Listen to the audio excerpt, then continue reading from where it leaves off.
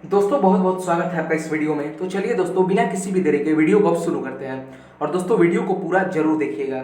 तो पहला क्वेश्चन आप अपने स्क्रीन पे देख सकते हैं। क्वेश्चन आपसे पूछा है, निर्वाचन आयोग का संबंध किस भाग से है। देखिए, संविधान में कुल मिलाकर 22 भाग हैं, ये पॉइंट आपको याद रखना है। जिसमें से पूछा है निर्वाचन आयोग का संबंध किस भाग से है, तो निर्वाचन आयोग का संबंध भाग 15 से, ऑप्शन नंबर बी हो जाएगा। और एक पॉइंट आपको याद रखना है कि निर्वाचन आयोग का संबंध किस अनुच्छेद से है, क्वेश्चन पूछा है तो अनुच्छेद 324 से है। याद रखिएगा, अनुच्छेद 324। चलिए आगे बढ़ते हैं। और अगला क्वेश्चन पूछा है आपसे, समवर्ती सूची में कितने विषय शामिल हैं, तो समवर्ती सूची में 52 विषय शामिल है, ऑप्शन नंबर सी हो जाएगा।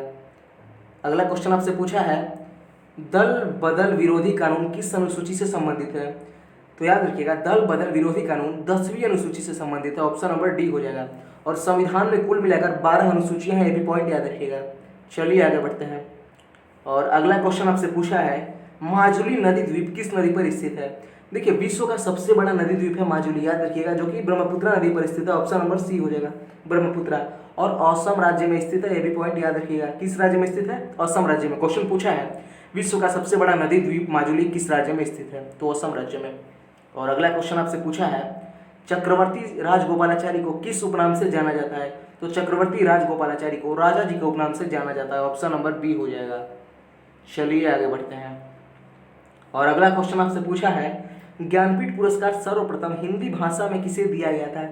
देखिए, क्वेश्चन में आपको डिफाइन कर दिया है कि भाषा में पूछा है कि हिंदी भाषा के लिए सबसे पहले ज्ञानपीठ पुरस्कार किसे दिया गया था, तो हिंदी भाषा के लिए सुमित्रा नंदन पंत को दिया गया था, ऑप्शन नंबर बी हो जाएगा। लेकिन मान लीजिए क्वेश्चन यही दे लेकिन हिंदी भाषा में हटा दे, यानी अब क्वेश्चन पूछेगा आपसे कि ज्ञानपीठ पुरस्कार सर्वप्रथम किसे दिया गया था, तब उत्तर जी शंकर कुरूप हो जाएगा, ध्यान रखिएगा। और हिंदी भाषा में किसे, तो सुमित्रा नंदन पंत को। और एक पॉइंट याद रखिएगा, ज्ञानपीठ पुरस्कार जो है हमेशा साहित्य के क्षेत्र में दिया जाता है, साहित्य यानी लिटरेचर के क्षेत्र में। चलिए आगे बढ़ते हैं। और अगला क्वेश्चन आपसे पूछा है कि माउंट एवरेस्ट की शिखर पर पहुंचने वाली पहली भारतीय महिला किस देश की थी, तो याद रखिएगा माउंट एवरेस्ट की शिखर पर पहुंचने वाली पहली भारतीय महिला जापान की थी, ऑप्शन नंबर बी हो जाएगा। और उनका नाम था जंको ताबेई, जो कि जापान की महिला थी। चलिए आगे बढ़ते हैं। और अगला क्वेश्चन आपसे पूछा है, भारत के पहले विदेश मंत्री कौन थे, तो भारत के पहले विदेश मंत्री जवाहरलाल नेहरू थे, ऑप्शन नंबर सी हो जाएगा। भारत के पहले प्रधानमंत्री भी नेहरू जी थे और भारत के पहले विदेश मंत्री भी नेहरू जी थे। चलिए आगे बढ़ते हैं। और अगला क्वेश्चन आपसे पूछा है, भारत के सबसे युवा प्रधानमंत्री कौन थे, तो देखिए भारत के सबसे युवा का मतलब सबसे जवान, तो भारत के सबसे युवा प्रधानमंत्री राजीव गांधी थे, ऑप्शन नंबर बी हो जाएगा राजीव गांधी। याद रखिएगा, राजीव गांधी मात्र 40 वर्ष की उम्र में प्रधानमंत्री बने थे। हालांकि प्रधानमंत्री अगर आप 25 प्लस एज हैं तो आप कभी भी बन सकते हैं, लेकिन भारत में सबसे युवा प्रधानमंत्री राजीव गांधी थे, याद रखिएगा 40। और सबसे पूछे कि सबसे उम्रदराज प्रधानमंत्री कौन है भारत का जो बना था सबसे उम्रदराज, तो याद रखिएगा तब उत्तर मोरारजी देसाई हो जाएगा, ऑप्शन नंबर सी हो जाएगा। मोरारजी देसाई 81 वर्ष की उम्र में भारत के प्रधानमंत्री बने थे। सोचिए कितना ज़्यादा एज हो गया। चलिए आगे बढ़ते हैं।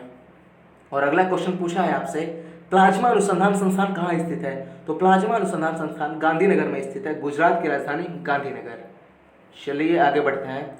और अगला क्वेश्चन पूछा है आपसे, सारिस्का पक्षी अभयारण्य किस राज्य में स्थित है, तो सारिस्का पक्षी अभयारण्य राजस्थान में स्थित है, ऑप्शन नंबर बी हो जाएगा। और अगला क्वेश्चन आपसे पूछा है और बढ़िया क्वेश्चन है कि मोटर वाहन अधिनियम कब पारित हुआ था। दोस्तों आजकल चालान तो हर जगह ही कट रहा है, तो कहीं एग्जाम में आपका चालान न कट जाए इसलिए इस क्वेश्चन को ध्यान से देखिएगा। तो मोटर वाहन अधिनियम जो है 1988 ईस्वी में पारित हुआ, तो ऑप्शन नंबर सी हो जाएगा 1988। चलिए आगे बढ़ते हैं।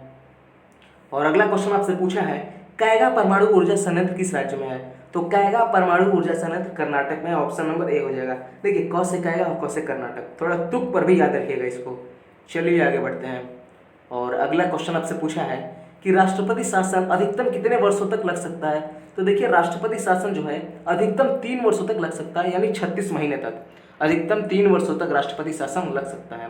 और याद रखिएगा राष्ट्रपति शासन का उल्लेख जो है अनुच्छेद 356 में किया गया है। अनु का मतलब दोस्तों अनुच्छेद है, अनुच्छेद 356 में राष्ट्रपति शासन का उल्लेख किया गया है, ये भी अनुच्छेद ध्यान रखिएगा। चलिए आगे बढ़ते हैं। और अगला क्वेश्चन बढ़िया क्वेश्चन आपसे पूछा है, सबसे पहले पाकिस्तान को एक अलग देश बनाने की मांग कब की गई थी, तो देखिए भारत से अलग होकर सबसे पहले पाकिस्तान बनाने की मांग 1940 ईस्वी में की गई थी, ऑप्शन नंबर सी हो जाएगा। मोहम्मद अली जिन्ना ने किया था, जिन्ना का नाम तो आपने सुना ही होगा। जी हाँ दोस्तों, कायदे आजम मोहम्मद अली जिन्ना।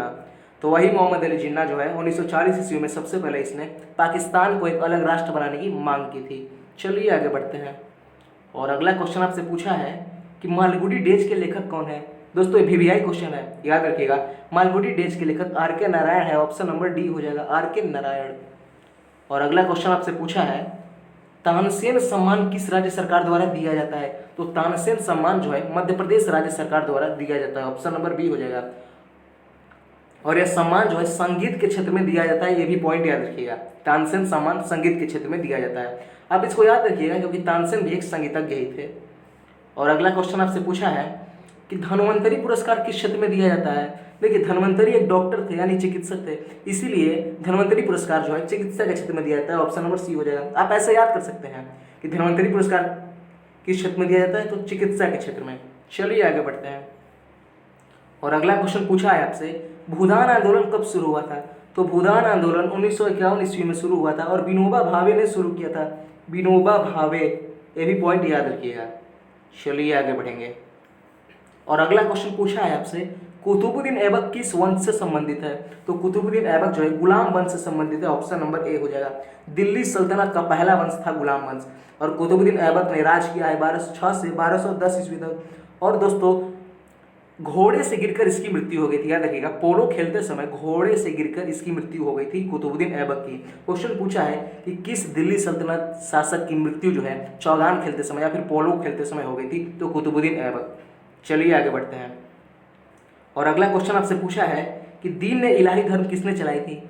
दोस्तों अगर आप मुगल साम्राज्य पढ़ते हैं तो वहाँ पे एक क्वेश्चन काफी इंपॉर्टेंट हो जाता है। तो दीन ए इलाही धर्म जो है अकबर ने चलाई थी, ऑप्शन नंबर बी हो जाएगा। अकबर ने 1582 ईस्वी में चलाया था दीन ए इलाही धर्म। चलिए आगे बढ़ते हैं। और अगला क्वेश्चन पूछा है राज्यसभा में कितने सदस्य मनोनीत किए जाते हैं। तो राज्यसभा में 12 सदस्य मनोनीत किए जाते हैं, ऑप्शन नंबर डी होता है। अब क्वेश्चन ये भी बनता है कि कौन मनोनीत करता है, तो राष्ट्रपति जो है राज्यसभा में 12 सदस्य मनोनीत करते हैं, पॉइंट ध्यान रखिएगा। और अगला क्वेश्चन आपसे पूछा है कि वायुमंडल में सर्वाधिक मात्रा किस गैस की है। तो वायुमंडल में सर्वाधिक मात्रा नाइट्रोजन की है, ऑप्शन नंबर सी हो जाएगा, लगभग 78%। हालांकि एग्जैक्ट होता है 78.06%, लेकिन लगभग में ही क्वेश्चन पूछता है तो याद रखिएगा 78%। और अगला क्वेश्चन आपसे पूछा है पोमोलॉजी का संबंध किससे है। पोमोलॉजी का संबंध किससे है, तो पोमोलॉजी का संबंध फल से है, ऑप्शन नंबर बी हो जाएगा। क्योंकि फलों के अध्ययन को ही पोमोलॉजी कहा जाता है, फलों के अध्ययन को ही। चलिए आगे बढ़ते हैं। और आज का लास्ट क्वेश्चन आपसे पूछा है कि एनीमिया रोग किस तत्व की कमी से होता है। तो एनीमिया रोग जो है आयरन की कमी से होता है एनीमिया, ऑप्शन नंबर बी हो जाएगा। तो दोस्तों आज का लास्ट क्वेश्चन था। आई होप वीडियो आपको काफ़ी बेहतर लगा होगा।